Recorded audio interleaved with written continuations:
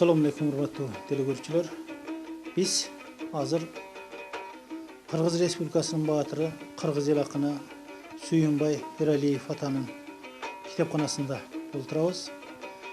Bizdin bugün bul жерден sizler менен salamdaşıp Suyunbay ата менен баарлашуу аркылуу ушул маегибизди сиздерге жеткирели деген ниет тилегибиздин негизги өзөгүн бул алдыбызда турган улуу жеңиштин куттуу салтанаты түзмөкчү.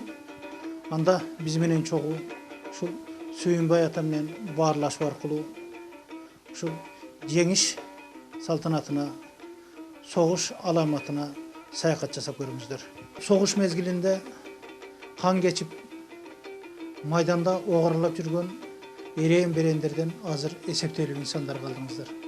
Ошолордун ичинде ушул Кыргыз Республикасынын баатыры болгон инсандар менен баарлашуу аркылуу биз ушу элге журтка жеңиш даамын, согуш аламатын бир кайра бир эстетип эскертип коелу деген ниет тилегибиз болгон. Алгачкы сөздү ушул жеңиштен баштайлы. Сиз улуу жеңишти кайсы жерде кандай шартта тоздуңуз? Жеңишти биз 45-жылы алдык да. А мен согуштан 44-жылы келдим. Тбилиси госпиталында жатып, оор жарадар болуп, 6 ай больницада жатып тура албай, ичиме ок тийген. Ичиге ок тийгенде дагы ичегини аралап кетти, мынтип тегеренип жаткан ичегини бир жерине тийбей жарагызып кетти. Хирургдан таң калды да, операция жасап атып. Ойто, ушунча ичегинин бир жерине тийбей аралап кетти ок деп. Аралап өтүп кетти. Кичине тийсе өлүп калат экен. Жел чыгып калат экен да, ана жерде өлүп калат экен, тып этип. Ошону айтканда мен жүрөгүм түштү. Айланайын Кудай сактаган турбайбы мени. Ичегим мынтип жатат да. Ошону аралап кетти турай. Тиги хирург абдан таң калып айтты, бактыңыз бар экен. Анан калыпсыз болбосо, кичинекей шейтан чыгып кетсе, жел чыкса болду, өлүп калат киши деп ошентти. Ошондо мен билип жүрүм, мен ага чейин билгенде эмесмин андай экенин. Анан таң калып ана Кудайга жалынып, айланайын Кудай, бактым бар экен. Карачы, ушундай шартта, ушундайдан аман калып. Анан ошондо мен 6 айдай жаттым, оңоло албай, өзүмө келе албай. Ушун арыктаганды көрсөң эми аны менен сөөктөр эле калды. Бир күнү ушундай ордуман туруп алып, мынтип сандарымды карасам, көгөрөт сөөктөрү. Көк болуп.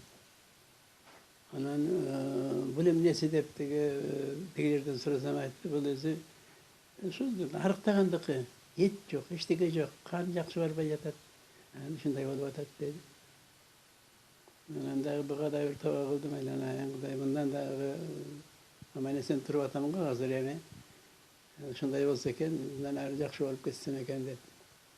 Ушу 6 айдай жаттым, 6 ай болуп кичине анан кичине ордуман косколуп, мына оң колум эле соо. Булардын баары талкаланган, көрбөйсүң деп. Буттар талкаланган, коскола албаймын такыр. Анан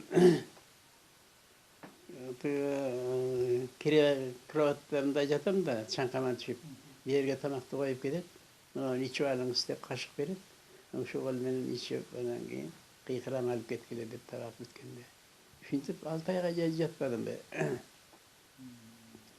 Анан улам кичинеден кичине түзүк болуп, анан кийин баш көтөрүп, надандай өзү Кудай өзү кичине жардам берсе, бат эле экен, кичине оңола баштайт экен. Анан тигини муну эстеп, эске түшкөн бир немелерди жазып, кийинкиге керек деп, ошентип ошодо колдо кичине иштеп ошентип калды. Анан ошондон кийин бир аздан кийин анан врачтар карап сүйлөшүп тургандан кийин эми сиз тизге жазабыз деди. 6 ай өткөндөн кийин жакшы эле жаттыңыз, түзүк болдуңуз, абдан кыйын күндөр артта калды. Үйүңүзгө жазабыз. Аман болуңуз, аман эсен жетип алыңыз. Бирок өзүңүз кете албайсыз. Бут жакшы баспайт. Кол кыймылдабайт, бияк кол. Аны сизди бир жеткириш керек. Yani jetkirsen ele, biröňe jetkirбесеň ele men kantyp ketemen da jetkirgile dedim. Hemen bir iki günden keyin oşo kızı eşitip gelişti. Ya Медсестра. Medsestra. Okunda da жаңы эле бүткөн экен өзү бечара. Анан келип менен таанышып мындай эметип туруп, анан kızım aynen sen şu alыс жолго bara alasыңбы desem, baram ata dedi. Биздин айыл тиги тоонун түбүндө болот. Аяка машина барбайт, троллейбус барбайт, автобус барбайт. Аяка өгүз минип, ат минип, ana ошентип барып барат. Ana sen кантип барасың десем, барам. Силер барган жерге мен деле барам деди. Белекет кыз экен. Анан барсаң мейлиң aynen ага чейин поездга түшөбүз. Жамбыл шаары деген шаар бар. Ошого чейин bir 3 суткада жетип калабыз го, поезд менен барабыз дедим мен. Endi mayli dedi, anан акча чогултуп беришиптир. Жердегилер жетекчилери. Şu менен тамак алып бересиң, поезддан түшүрөсүң, нетесиң, кайра мингизесиң, ушинтесиң деп. Ошентип жеткирип келди. Жамбылга чейин келдик. Келип калдык. Иш тартып ушуну эме кантип кайра кетирем. Бул биздин айылга барса жүрө албайт да, тоо таштын арасында. Өмүрү көрбөгөн экен, мындай билбейт экен. Анан эмне кылам, анан өлүп калса балесине калам деп. Анан Жамбылга келип түшсек, как раз şu Москвага поезд жөнөгөнү туруптур, бет маңдайда. Ой кызым, айланай, мынакей, мына поезд кайра кетип атат. Sen ушу менен кете бер десем, ыйлады. Мен жок, кетпейм, мени өлтүрүп коет барсам. Sen жеткир деген, мен жеткирбесем болбойт. Сизди каяка болсо да мен алып барам деп болбойт. Кой sen өжөрлүгүңдү кой. Мен азыр sen кетери менен телеграмма урам, кат жазам. Meni жеткирди, аман эсенмин, рахмат деп айтам. Деп атман эттеп көндүрүп, анан мейлемесе деп bir кыйлап атат. Meylemese de anан makul oldu.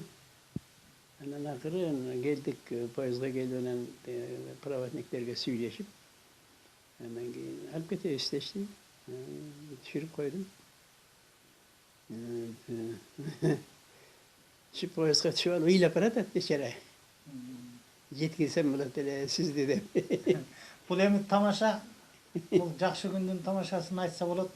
Balkim algız uşul жерде Кыргыздын келини болуп калайын деп келетсе керек. Bilmeyim, annemin öyle olanı bilmeyim. Benim oyum gözüm hiç yok. Yeki ut mınday olsa, yeki ol mınday olsa. Anında öyle elbette kesin. Şu kız benim bırakanında oylagan yok mu benim. Bir de oyum eşlik düşkün yok. Atında sorap bir süyleşip de bayıp durmam. Oşa kızga. Albatta, azыр бизге күлкү болуп атат. Ал мезгилдеги аламатты элестетүү такыр мүмкүн эмес. Mümkün emez değil mi? Эми Сүйүнбай ата, биз жана сөз башында айттым эле, сиз жеңишти кандай абалда тоздуңуз деп, мына айылда тоздум деп атасыз. Ошол мезгилдеги айылдагы элдин ушу жеңиш салтанатын тозуудагы өздөрүнүн бир кубанычы кандай болду эле? Сиз эми жоокер катары кандай элестеттиңиз? Elden kuvanıçın aytış mümkün emez. Baralli balbalakta beylep giret. Çaldar dağı, yaşlar dağı, baralliyle kuvangandan eylep giret. Soğuş bitti, aynen ayındar dep. Ben Ray Center'in yanında bir jakta durduk da. Yani o günü Ray Center'e vardım anan giyin, birazdan giyin. Öyle rat verdi, mingisi koydu, anan vardım. Hani şurada büyük Ray Center'dekilerden var, aynen ayın topalan, kuvangan kişinin almanı, yüzleri jarık, külüp, katkırıp, anan giyin ırdap, tinginti, minti, beylep. Yıravat şatta vardı. Anan iyilap yürgenleri döküp, soğuşta balдар ölgön, tiginler bunlar gelbey kalganlar, botoday bozdabı iyilap balar şundip jatşat. Hıyımın külkü aralaş, şunday. Biroq eldin şanı jakşı, şunçalık kuvanışlı da. Ötken ketken gidile karabay suyunup, aman boldu, el aman boldu teken bundanlar, soğuş teken baleket bitti. Emin tukum kurut bolbay teken biz isteşip, suyunuşup bakmışlar. Kadimkide gösterine yaş alışıp, karılar da yaş devey, tük varıver, varıyla bir katarda. Aşağıda gördüm ben rayonda durup. Radio söylep atat, miting etip atat, aytıp atat, soğuş yönünde. Vergiler burkurabıyla bir kucaktaşıp öyle yürgen kişi. Tanıysın mı, tanıbaysın mı? Hani menen jumuşu yok. Lüksüp kucaktaşıp öyle. Kuday verdi, haman boldu deme. Kelilik baldarda gelet. Gözetip ketkenler köp boldu deme. Kantet soğuş degen soğuş deme. Sen esne kıyım bolup atat, hazır dep oşuna aytışat deme. Hazır emalar kıyım bolup atat, sen esne. Bizke kıştık emesleşip kişiler. Adam degen adamda.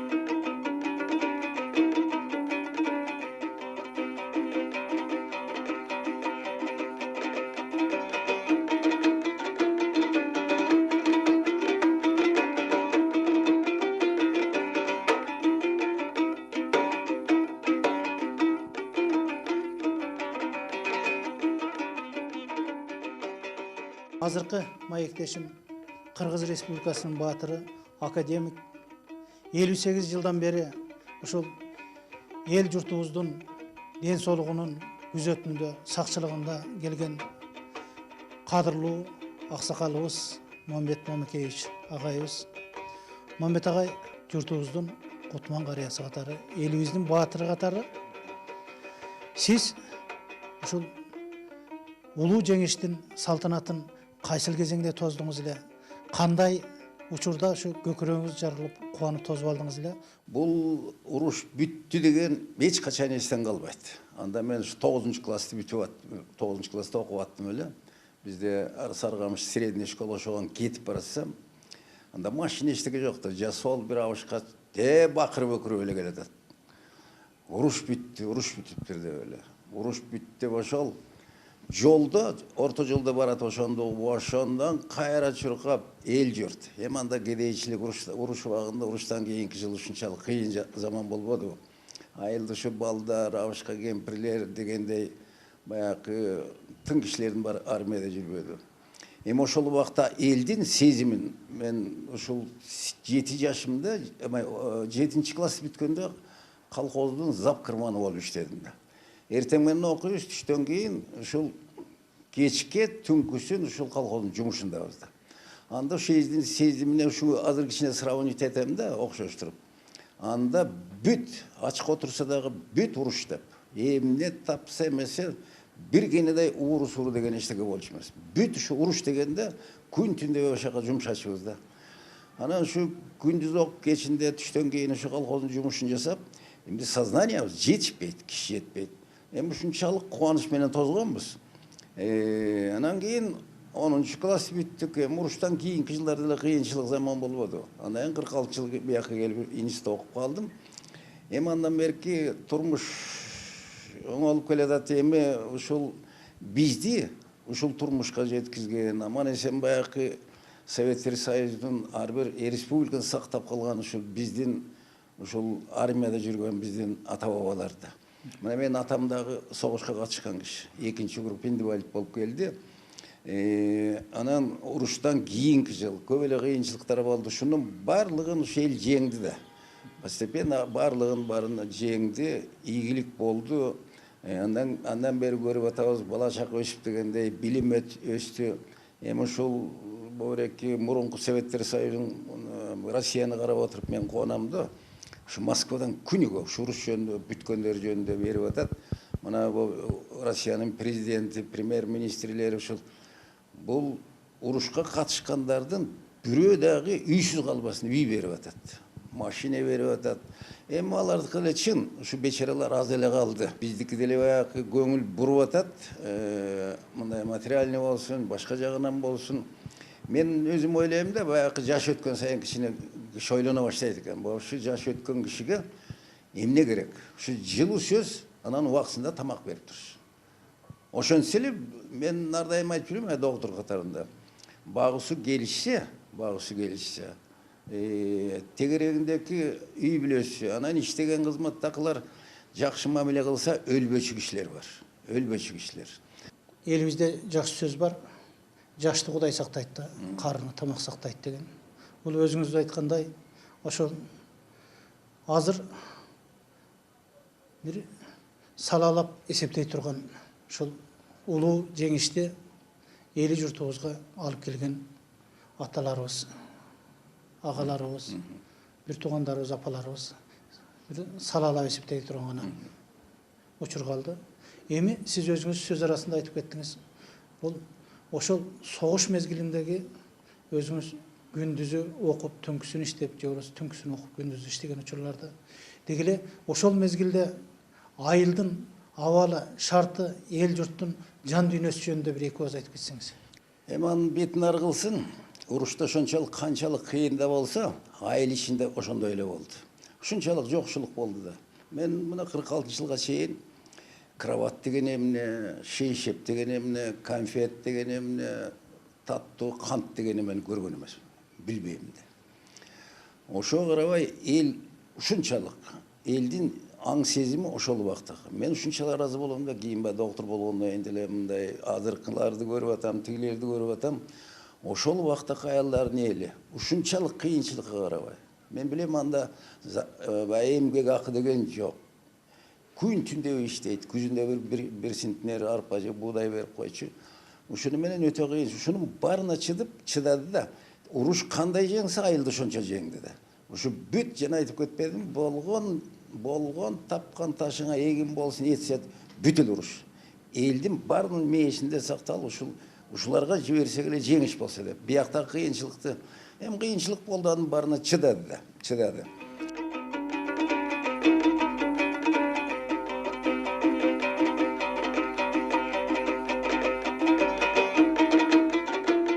Грузияда жарадар болгон деп атасыз. Ага чейин далай согуш майданын аралап, далай жерде өзүңүз кам майданды араладыңыз. Ошондон бир өзүңүздүн көкүрөгүңүздө сакталып калган, унутулбай сакталып калган учурлардан, иримемдерден айтсаңыз. Согушта жүрүп атабыз да. Ошо күгүм кирип баратканда мен жолдошума айттым, бир жерге мындай эс албайбызбы. Чарчадык, уйку көрбөгөн, курсак ачка. Ana meyli dedim ben. Ana meyli vurulup karab, andan keyin ошо жер тамдын эшиги турган экен мындай. Бул ошону барып ачып, нары турса ачылып кетти. Анан лестница экен, мындайлап бир 5-6 ступень түшкөндөн кийин карасак эле немис отурат. Немистин командири тамак ичип. Анда эле ордунан тура калды, мылтыгын карап. Биз экөөбүз качып келдик. Көзүбүз жамандык көрбөсүн деп. Өлүм көзүбүз барып бердик да, аз жерден калдык. 40 таштамак. Деге ошол майдан тарада жүрүп жазган ырлардан көкүрөктө сакталып калгандарынан айтсаңыз. Кандуу кыргын анда 4 жыл уланган, элде калбай эр жигиттен уландан, баары кеткен тирүүлөрдөн канча көп, азаматтар аткан октон куланган. Биз көрбөгөн азап тозук калбаган, окшоп турду күн батыштан канжааган, жараланган бардык огум атылып, бүт электе мен жогу деп камдаган, өлгөндөрдүн тизмесине кирерде, аз калганда Петр деген бирерге, дуушар болгом, сүйрөп чыгып ал мени, жеткир деле, октон далда бир жерге. Бизде достук кантер менен бекилип, үзүм нанды жедик дайым тең бөлүп. Эрдиктерде жатты тынбай жетилип. Матросовго, Чолпон байга теңелип. Мүрзөлөргө көп болдук чөп өңгөнү. Өлгөндөрдүн бизге чоочун өңдөрү. Бирок алтын барактарда жазылып, түбөлүккө калды аты жөндөрү. Кайсы жылы жазылган? Согушта. Согушта жазылган ырлардан. 42-жылда.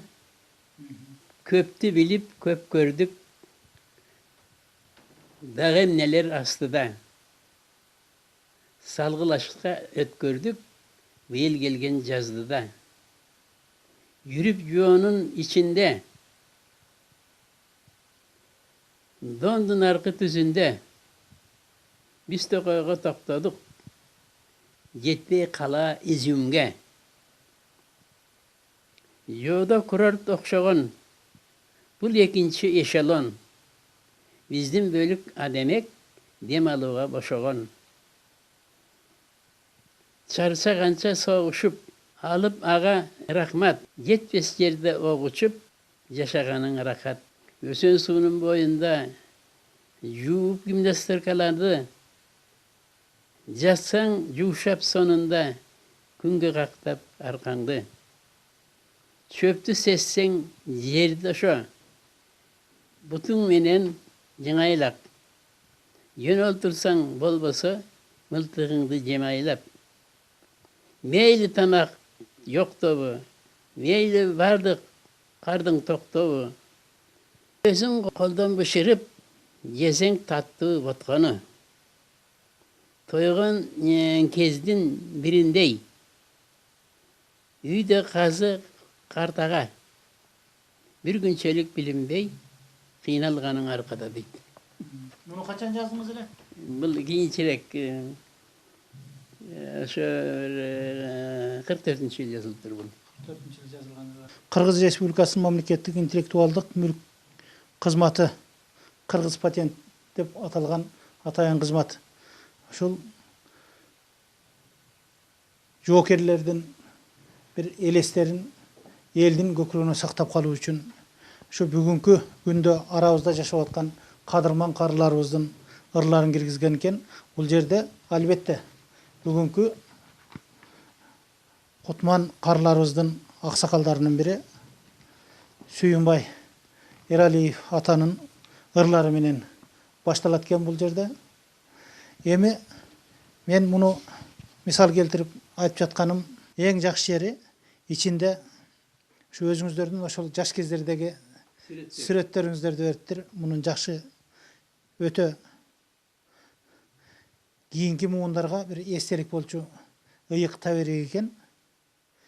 Ушул жерде мына сиздин ырларыңыздын биринде алгач деген ырыңызда көп кала менен көп кыштак калганда жоого багынып, үй жайын мүлкүн бүт таштап, эл жатты артка агылып, аркада сансыз кол менен армия жатты урушуп, а булар чаңдуу жол менен жатышты тынбай чуурушуп деп ошол эвакуацияланып согуштан бери качып келе жаткан элдердин тагдырын элестетип жазган учуруңуз бар экен. Албетте бул аламат болгон жерде сөзсүз качуу, кыргын сүргүн, ошондой эле элдин көз жашы менен кайгысы кан аралаш төгүлүп турат экен. Ок атылып атса. Ошондой учурлардан бир айрым бир ирмемдерден айтып өтпөйсүзбү? Soğuşta жүргенде мисалы атакада чабыл коюп атканда, душман менен бетме-бет келип салгылашып атканда, сен өлүп калам деп эч ойлобойсуң. Soğuşтун бир жери ушул. Андан сырткары бул Сүйүнбай ата Манастын урпагы болгон көчмөн жоокерчилик канда жүрөктө ойноп турган кан. Өзгөчө бул көчмөн элдердин тукумдары бул согушта башкача дымак менен киришсе керек. Кандай деп ойлойсуз? Ушуну рас болуш керек. Анткени мындай кан тартат экен да. Манастан калган эрдиктерди, тигилерди баары канга келет экен да.